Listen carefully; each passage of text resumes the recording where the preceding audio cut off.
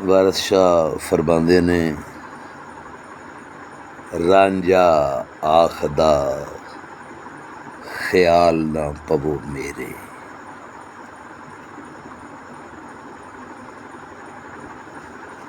रांझा सैती हीर दियां सहेलियां जोगी जोगी ते सहेलियां दे कन्वरसेशन डायलॉग्स थ्रू मुर्शद वारस शाह। सावन के महीने च असीं बहुता ही वारस शाह की हीर नूं प्रायोरिटी देने, अहमियत देने। वैसे तो असीं 12 महीने ही इसदा मुताला जारी रखने। एक पोर्शन हाज़र है, रांझे दा जवाब सहेलियां नूं, हीर दियां नूं, सैती दियां नूं। ड्रैस डूस जो पुछदियां, फिर कित्थों दा जोगी है ते किवें दा जोगी है। रांझा आखदा ख्याल ना पवो मेरे, सप शी फकीर दा देस केहा, कूंजां वांग ममोलियां देस छड्डे, असां ज़ात सफ़ात ते भेस केहा, वतन दमां दे नाल ते ज़ात जोगी, सानू साक कबीलड़ा खेश केहा। ओ जेड़ा वतन ते ज़ात वल ध्यान रखे, दुनियादार है ओ दरवेश केहा। जेड़ा वतन ते ज़ात वल ध्यान रखे, दुनियादार है ओ दरवेश केहा।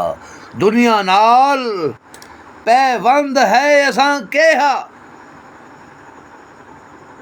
पत्थर जोड़ना नाल सुरेश केहा। दुनिया नाल पैवंद है असां केहा, पत्थर जोड़ना नाल सुरेश केहा। ओ सबा खाक दर खाक फना होना, ते वारस शाह फिर तिन्हां नूं एश केहा।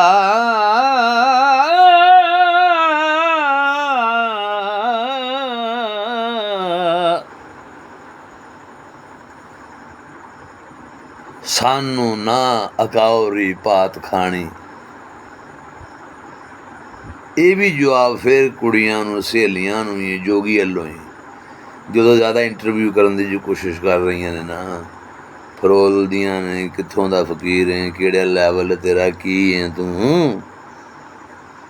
वो कहंदा सानू ना अकाउरी पात खानी, ठंडा क्रोध का हमी ना सूतने हाँ। सानू ना अकाउरी पात खानी, ठंडा क्रोध का हमी ना सूतने हाँ। और जेकर अपनी वाई पर आ जाइए, खुली झुंड सिर ते असी पूतने हाँ। जेकर अपनी वाई पर आ जाइए, खुली झुंड सिर ते असी भूतने हाँ। घर मेरा दे कास नूं असां जाना, सिर मेरियां दे असी मूतने हाँ।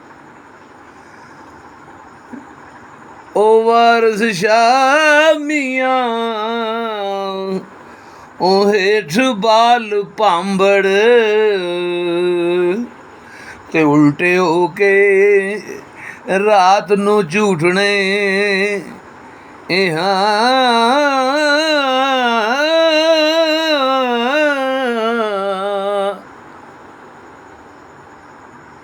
तेई 24 ते 25 जुलाई 8, 9, 10 सावन 2022, हफ्ता इतवार सोमवार, 3 दिन जश्न मनावांगे वारस शाह दा। सारे आशकां नूं सद्दा है, जंडियाले शेर खां जी बाबे दे दरबार ते रल मिल के तुसीं आ जाना। मुशायरा पहले दिन, फिर हीर खानी मुकाबला, कल्चर सारा कुछ होएगा।